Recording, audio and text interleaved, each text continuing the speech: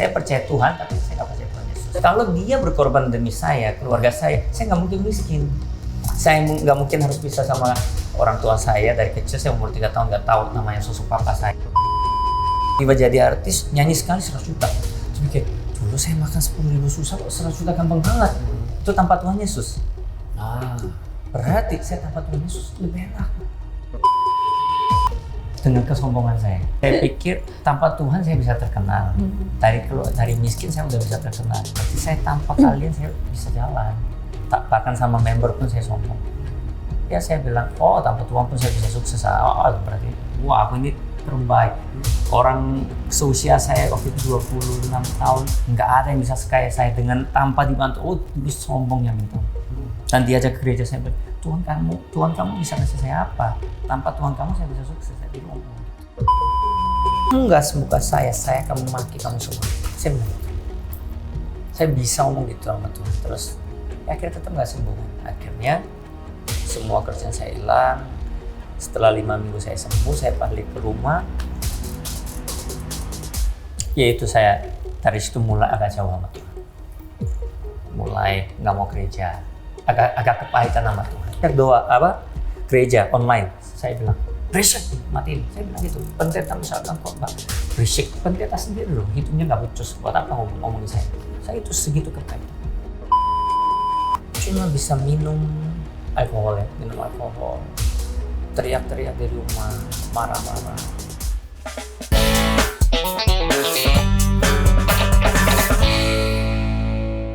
Berbincang dengan pasangan yang menurut saya spesial banget, yaitu Lee dan juga Samoa, atau panggilan akrabnya Moa, Lee and Moa. Buat teman-teman semuanya, kita beri tepuk tangan yuk buat narasumber kita hari ini. Saya tidak akan mengumbar dan mengorek secara rinci ya, karena program ini bukan program pembenaran, kita hanya menguak sebuah kebenaran. Yes. Dan kebenarannya adalah di momen Paskah ini, pengorbanan Kristus itu memang menyelamatkan. Kasih tanpa syarat itu memang memulihkan. Yes. Tapi boleh ya kalau aku tanya sedikit? Boleh, detail juga apa-apa. Tanya kita mau tutupin apa sama Tuhan. Li sama Moa ini kan kalau boleh di dalam istilah umum, katakanlah penuh kontroversi. Yes. Ya. Kita kesampingkan anggapan salah dan benar. Yeah. Aku lebih condong tertarik bagaimana Li menghadapi itu. Satu, dari personally kan sebagai orang yang baru pertama kenal Tuhan Yesus nih ceritanya. Iya, betul. Ya, terus yang kedua, Li juga ditolong sama Moa untuk bisa kenal secara dekat pribadi dengan Tuhan Yesus. Lalu tiba-tiba melihat semua efek domino yang ada di kanan kiri belakang segala macam, dan disebut ini disebut itu.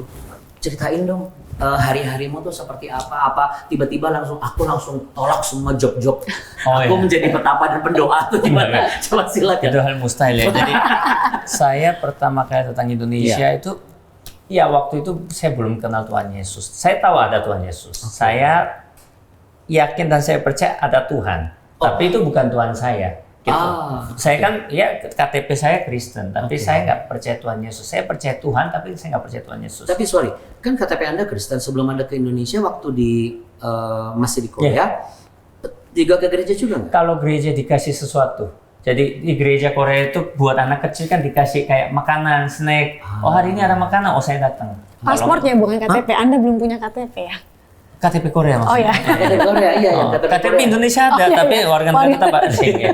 Jadi seingat saya datang gereja itu selama saya 25 tahun paling bisa dihitung jari ya. Saya mungkin Natal juga kalau nggak dipaksa sama teman nggak mungkin saya datang. Ya, di Indonesia juga dulu gitu. Natal kalau bukan istri maksa banget saya nggak datang. Saya pikir datang gereja buang waktu segini banyak buat apa gitu. Apalagi Natal kan merayakan cukup lama ya. Mending saya hari Natal kan saya cari duit. Saya pasti karena job lagi banyak-banyaknya. Natal, Imlek, tahun baru pasti jobnya yang banyak kan. Kalau Paskah? Paskah itu ya itu saya bilang Paskah itu apa sih ya? Ini kita mengingat korban Tuhan Yesus sendiri. Tapi kan saya nggak kenal dia, terus dia nggak korban buat saya dulu pikirannya gitu.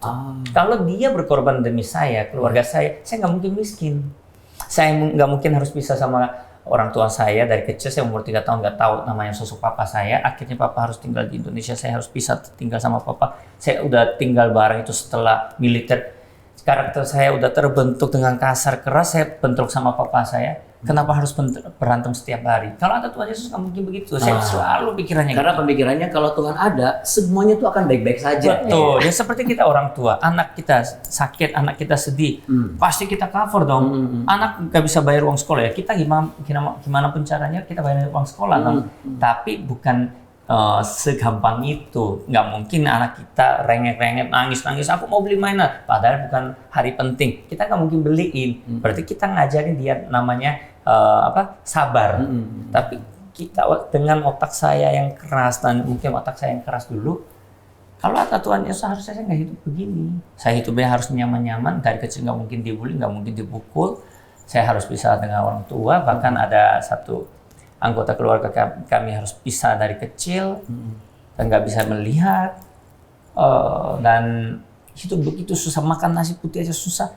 Kalau ada Tuhan Yesus nggak boleh begitu gitu, saya dulu pikir. Boleh tahu nggak secara pribadi berapa lama Li merasakan kegetiran dan kepahitan hidup ini yang sampai apa-apa nggak bisa, sampai jangan ngomong Tuhan deh, ini real aja, nasi aja susah gitu loh. Berapa lama? Sampai 2013 saya baru tahu, kita kayaknya harus percaya Tuhan ya, tapi masih belum fokus. 2010 datang ke Indonesia, ya singkat cerita kemarin di Korea susah lah, tapi puji Tuhan bisnis papa saya mulai baik, akhirnya saya pindah ke Indonesia 2010, 2011 tiba-tiba jadi artis. Gampang banget jadi artis, saya pikir. Padahal zaman itu castingnya susah setengah, saya nggak casting. Orangnya mohon-mohon, tiba-tiba jadi artis, nyanyi sekali 100 juta. Saya pikir, dulu saya makan 10.000 susah kok 100 juta gampang banget. Itu tanpa Tuhan Yesus. Berarti saya tanpa Tuhan Yesus lebih enak. Pada saat itu? Pada saat itu. Oke. Tapi Tuhan Yesus juga gitu, udah dikasih kesempatan. Saya dari keluarga miskin, dari nggak punya apa-apa dibully, tiba-tiba jadi artis di Indonesia, dikenal di mana-mana. Berarti siapa yang ngangkat saya? Tuhan Yesus kan? Iya. Berarti boleh nggak Tuhan Yesus ambil punya saya lagi? Oh, tentu boleh dong. Boleh dong. Tapi semua dari dia kan? Tapi teman-teman di sini pasti pikir, Tuhan Yesus kalau ambil sesuatu dari aku, berarti dia jahat. Pasti pikirannya gitu. Karena apa? Susah-susah Tuhan Yesus beliin saya handphone ini. Saya ambil lagi, boleh nggak? Boleh. Kalau Tuhan Yesus ambil sekarang, saya pikirannya udah boleh. Dulu saya pikir, kalau Tuhan baik nggak boleh ambil. Itu berarti engkau sakitin hati saya gitu. 2013 saya bangkrut. Itu benar-benar bangkrut. Utang saya itu nggak bisa dikatakan dengan jumlah nominal yang sebenarnya impossible saya bisa bayar. Oke, kita stop di sini dulu. Li, boleh nggak ceritakan kesusahan seperti apa sih yang dialami dulu? Jadi siapa yang mau pisah sama orang tua sih? Nggak ada satu anak kecil pun yang ingin jauh dari ayahnya. Tapi kondisi kita benar-benar utang di mana-mana, makan nasi pun susah. Akhirnya papa ditugasin ke Indonesia dari saya umur 3 tahun. Jadi dari 3 tahun saya nggak melihat papa saya. Saya hidup sama mama saya. Terus habis itu ada sebenarnya kakak kandung saya. Dia itu terlahir albino, jadi putih semua. Akhirnya dia dikatakan pasti mati. Dan kulitnya nggak bisa bertahan di udara, di Korea dan lain-lain. Dengan saya nanya, orang tua mana yang tega bawa anaknya ke panti asuhan diserahkan ke orang lain? Dengan ketidakmampuannya dia harus tunjukin. Nggak ada. Nggak ada orang satupun yang mampu sebenarnya. Tapi dia terpaksa lakukan biar dia dapat medical. Dari kecil saya nggak pernah ngajarin adalah Tuhan Yesus. Akhirnya saya tidak mengenal Tuhan Yesus. Tapi puji Tuhan dari keluarga mama, my grandma dari mama itu benar-benar taat Tuhan. Dia yang selalu doain saya sih. Oke, sebentar. Jadi dari kecil kan memang nggak punya hubungan pribadi, belum punya hubungan pribadi sama Tuhan Yesus nih. Tapi ternyata tadi menarik nih, ada satu sosok sisi keluarga lain nih, dari keluarga mama. Keluarga mama ya, jadi mamanya mama. Oh, oma berarti. Oma, ya? yes. Oma itu ternyata your grandma ya? Iya, my grandma ya. Itu selalu doa terus? Selalu doain dan selalu dia bawa Alkitab. Saya pikir, bawa Alkitab terus waktu kecil. Berarti dari kecil Li sudah lihat sosok oma yang memang rajin ke gereja, rajin berdoa dan selalu bawa Alkitab dan baca Alkitab. Itu sudah terlihat tuh ya, secara vision sudah terlihat ya? Betul. Oke. Dan dia selalu ngajarin cuma satu sih. Ketika ada yang tampar kirimu, kasih kanan. kanan ditampar, dikasih kiri. Dalam hati saya ditampar, saya tampar 2 kali. Kenapa saya dikasih kiri? Tapi dengan yang otak yang nggak nyampe ini, nenek saya cuma kasih tahu satu itu. Siapapun ganggu kamu jangan balas. Kamu tersiksa, jangan balas dengan siksaan. Ya udah, cuma kata-kata itu terus dari kecil. Pernah nggak disebutkan kenapa kita tidak boleh membalas atau kenapa kita harus rela untuk memberi pipi kiri kita ketika pipi kanan kita ditampar? Saya kalau Ya, masih ingat? sekarang saya kan tahu, tapi waktu itu dia bilang kalau kita balas dengan yang jahat, kalau kamu nanti dibalas 3 kali lebih jahat, mau nggak? Jadi saya biar nggak aksi aja, nggak beraksi gitu. Jadi nenek saya kan waktu kecil kan, jadi umur 5-6 tahun dia selalu ingatin saya juga. Oke. Boleh tahu sedikit perlakuan, maaf izin, perlakuan kasar atau perlakuan keras seperti apa sih yang pernah kamu alami di masa kecil? Jadi saya juga banyak orang DM atau email saya tanya, oh anak saya dibully, atau saya gara-gara nggak mampu, keluarga saya broken home, jadi saya diejek. Saya udah ngalamin semua. Terus apa ya? Waktu sekolah dijegal apa segala. Oh ya, kalau di lapangan sekolah tiba-tiba ditendang di tengah-tengah lapangan juga pernah. Terus apa ya? Apapun, dipukul dengan tanpa alasan juga pernah. Disiram juga pernah, dilempar botol juga pernah. Disiram, tiba-tiba langsung disiram begini. Iya, tanpa alasan. Karena kita terlihat seperti broken home kan. Ya. Papa nggak ada, Ya. papa harus di Indonesia, mama saya, dan kita tinggal di hutan. Jadi kita jadi selalu jadi bahan ejekan. Coba kilas balik lagi. Tinggal di hutan, nggak mudah untuk percaya Yesus. Momentum apa yang bisa membuat Moa bisa menjadi orang yang sebagai orang yang kamu mau untuk percaya dengan Yesus? Jadi 2013 yang seperti saya bilang tadi bangkrut, semua teman-teman tinggalin saya. Bahkan semua panggilan TV yang dulu yang segitu antri mau panggil saya, satu pun nggak ada. Itu langsung vanish. Sampai Dalam sehari. nggak bisa bayar kontrak juga. Nggak bisa bayar, nggak usah kontrak, kos 2 juta. 2 juta saya nggak bisa bayar. Dari tinggal apartemen enak-enak, nggak bisa bayar semua. Dengan satu sekejap saya tanggal 30 itu ke Hong Kong konser, dapat uang banyak, dapat award. Tanggal 1 Januari saya bangkrut. Dengan kesombongan saya sombongnya minta Makan ampun. cuma 15.000 sehari. Jadi saya pikir tanpa Tuhan saya bisa terkenal. Dari miskin saya udah bisa terkenal. Berarti saya tanpa kalian saya bisa jalan. Bahkan sama member pun saya sombong. Ya saya bilang, oh tanpa Tuhan pun saya bisa sukses. Oh berarti wah aku ini terbaik. Orang seusia saya waktu itu 26 tahun, nggak ada yang bisa sekaya saya dengan tanpa dibantu. Oh itu sombongnya minta. Dan diajak ke gereja saya bilang, Tuhan kamu bisa kasih saya apa? Tanpa Tuhan kamu saya bisa sukses. Saya dulu ngomong gitu. Tapi sudah sudah sering disanding tuh mengenai. Jadi saya tuh keberadaan cuma Kristus. ajak sesekali karena saya tahu karakternya yang keras ini nggak mungkin saya langsung ajak, tapi saya selalu doa. Cuman saya bilang Tuhan pasti ada saat yang tepat Tuhan akan panggil dia.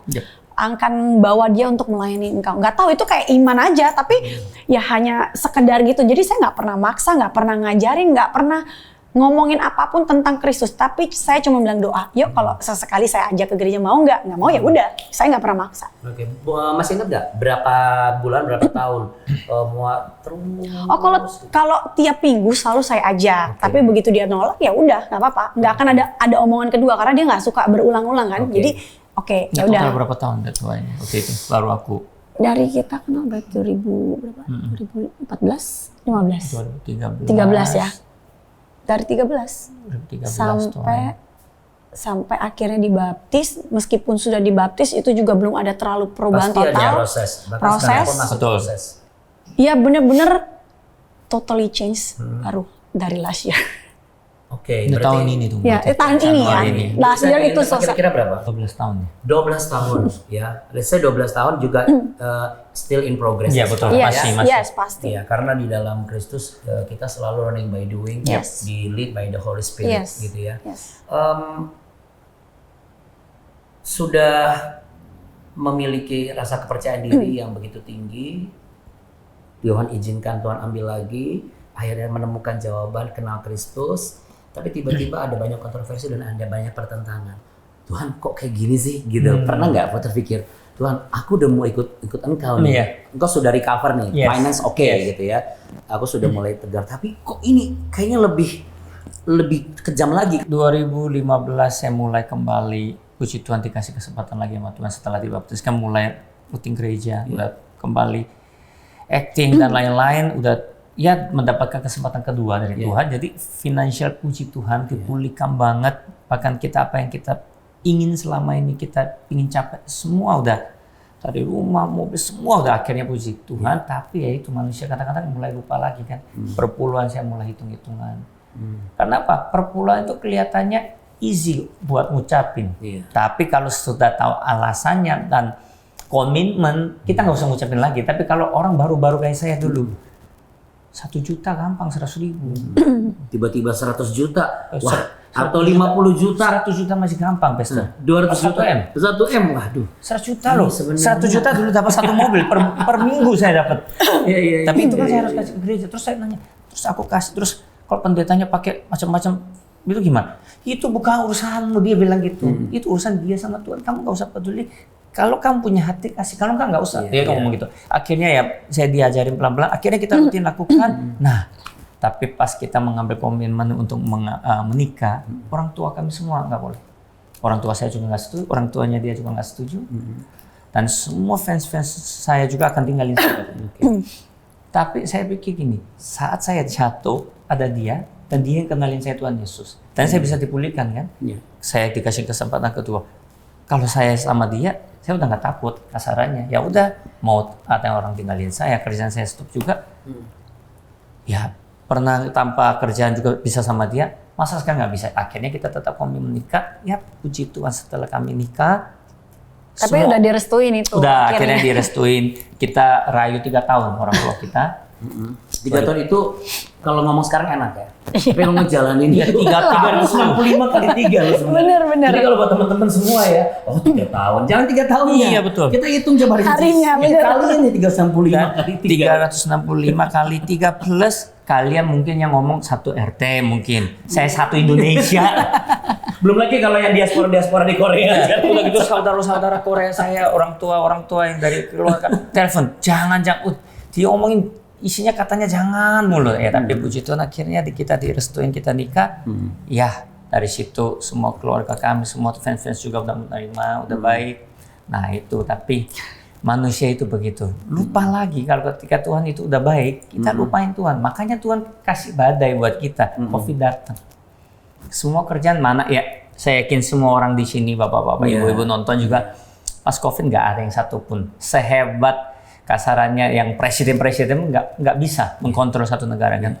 Ya mulai badai datang, kontrak saya itu cuma syuting 5 hari itu bisa dapat 1,7, gampang. 5 hari yang kerjaan saya cuma syuting kok, biasanya sehari-hari juga 5 hari.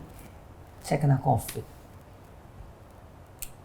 Ya dalam hati saya di hari COVID ini butuh uang, kok kasih sakitnya sekarang? Coba 4 hari lagi setelah sembuh, setelah selesai syuting, saya sakit gak apa-apa. Jadi kena COVID-nya pada saat in the middle of shooting. Ya hari pertama syuting, kan tinggal 4 hari lagi nih.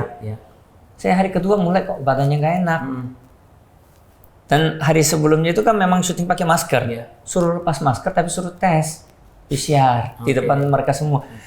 Wah ini besok kalau tes ini keluar positif nih, uang saya hilang nih. Akhirnya saya coba cari akal apapun. Saya ke klinik tes dan lain-lain, kasih vitamin apapun, cari dengan koneksi-koneksi kita, dengan kemampuan yang kita minta tolong ke manusia siapapun kita udah lakuin.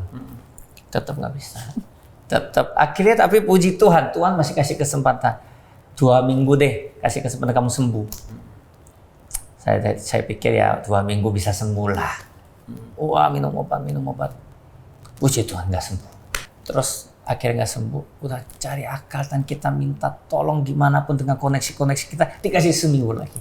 Oh seminggu pasti bisa lah, suntik vitamin dan lainnya, istirahat. Puji Tuhan nggak sembuh lagi.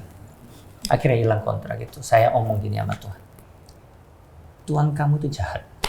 Pada saat itu udah saya bertobat, udah baptis, udah itu 2020 awal, berarti sudah menikmati finansial enak banget, kita ke luar negeri nggak mikir dari nol, tapi udah dipulihkan aja kita berani ngomong. Saya berani ngomong, bukan kita, dia nggak, saya.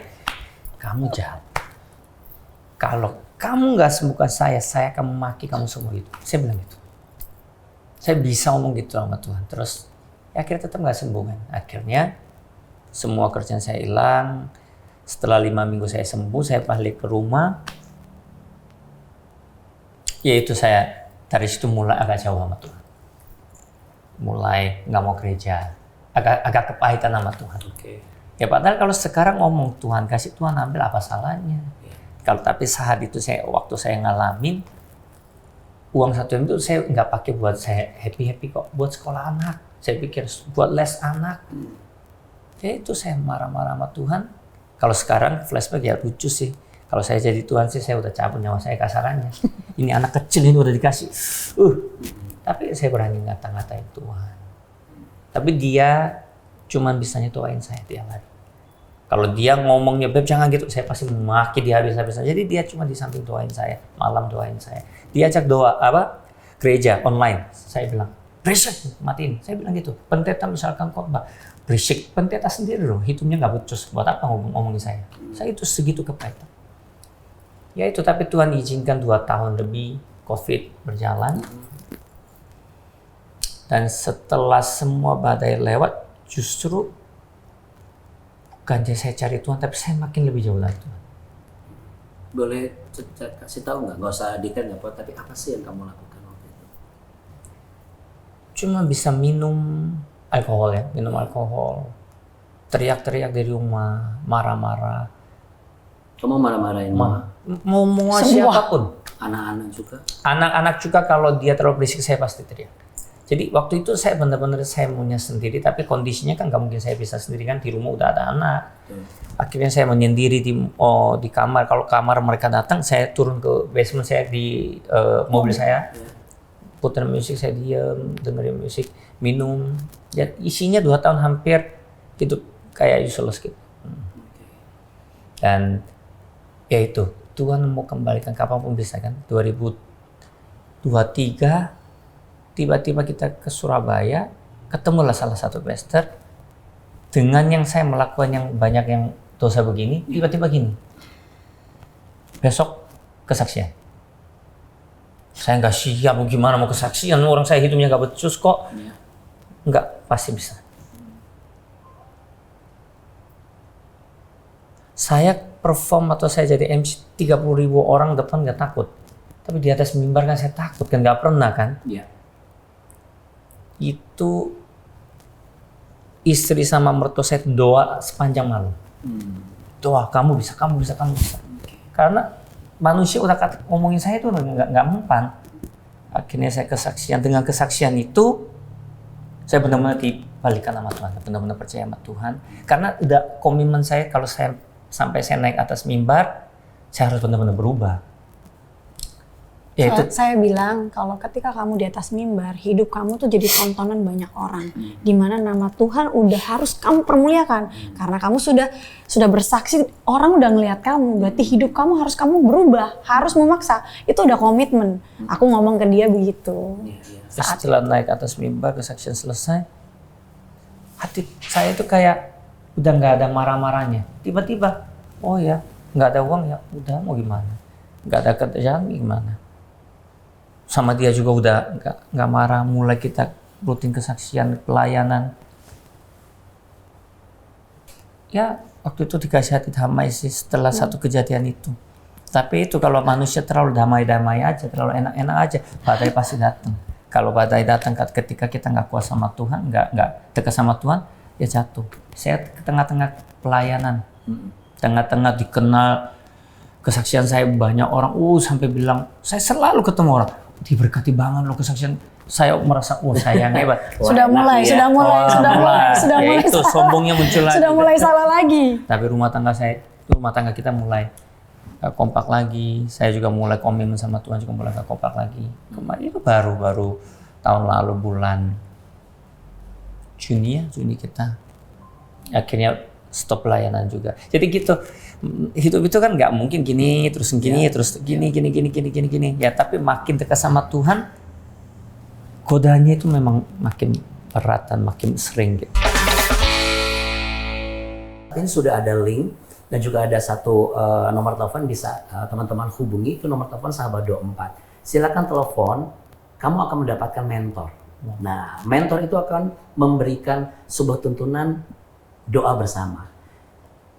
Nikmati apa yang Tuhan izinkan saat ini. Hubungi nomor telepon yang ada di layar saat ini. Hubungi Sahabat 24. Izinkan diri Anda untuk berdoa bersama dengan mentor yang Anda temukan dan Anda jumpai. Mungkin bisa jadi sahabat Anda, konselor Anda secara pribadi. Bisa curhat di sana. Luka apa sih yang selama ini membuat Anda tanpa Anda sadar, ternyata Anda juga menjadi begitu sombong di hadapan Tuhan. Nggak mau mengambil sebuah aksi tindakan mendekat kepada Tuhan. Percayalah, ketika Anda hubungi Sahabat 24, pemulihan pasti terjadi karena segala kuasa itu tunduk di bawah nama Yesus Kristus. Ya, kami tunggu, kita ngobrol lagi sekarang ke Lini. Yes. Ya. Saya 2 bulan nangis minum obat depresi. Sampai mau bunuh diri loh. Sempat ada kepikiran sampai beneran ada setan ngomong, ambil pisau itu. Ya. Saya soalnya pernah lakuin sekali waktu sebelum mengenal Tuhan Yesus. Jadi kedua itu lebih mudah. Tan tahu rasanya kan? Iya. Gampang kok. Kamu apain sakit? Ambil pisau. Lagi saya melakukan dosa, saya lagi dekat sama cewek. Saya bilang kita mau cerai aja. Terus saya itu mungkin saya mau balas dendamnya. Saya dulu nggak tahu silent treatment kita gimana. Akhirnya dia bawa anak saya pergi jauh dari saya Amerika, dan dengan niatnya kan dia kan nggak balik sebenarnya. Jadi kasarannya selama saya nggak datang ke Amerika berarti kita bisa selamanya, meskipun secara surat enggak gitu. Saya merasa dulu kamu nemenin aku selama ini, dari aku bawa naik, terus kamu sekarang tinggalin aku, itu menurut saya udah kayak dibuang. Secara surat kita nggak berpisah, tapi aku udah nggak bisa lagi deh kayaknya untuk, bukan nggak bisa memaafkan, tapi kayaknya sayang sih sebagai suami, tapi kayaknya lukanya ini udah terlalu berat gitu loh buat aku sebagai istri untuk terus di samping dia, dengerin dia, dan aku cuma diem. Terus akhirnya kayak ada something wrong. Are you sure? Coba doa buat suami, doa dimunculin tek. Begitu Tuhan munculin dan satu keyakinan, bahkan saya sampai mengampuni perempuan itu. Datang, saya bilang, saya minta maaf dan I thank you. Waktu saya nggak ada, kamu nemenin dia. Ada di hadapan saya bilang, aku minta maaf ya, dan aku thank you karena kamu udah nemenin suamiku waktu aku nggak ada. But I'm sorry, karena kamu untuk ngelepasin suamiku pasti berat. Wow. Untuk di momen itu, kalau aku di posisi kamu, aku tahu, aku juga nggak bisa. Tapi kalau kamu sudah bisa mau melepaskan, I say thank you. Tapi saya ingin nambahin dikit. Banyak kemarin sekarang lagi dekat sama sahabat-sahabat kita juga ngalamin yang seperti kita ngalamin. Cuma banyak mikir, coba cewekku atau coba suamiku, coba kayak mau habis ampun, aku pasti berubah. Bukan gitu caranya. Ketika kita mengaku kesalahan kita benar-benar terus terang, Betul. siapa yang mau sih saya pernah lakuin ini selingkuh, ini pernah maki dia, ngaku di depan orang, itu nggak mudah.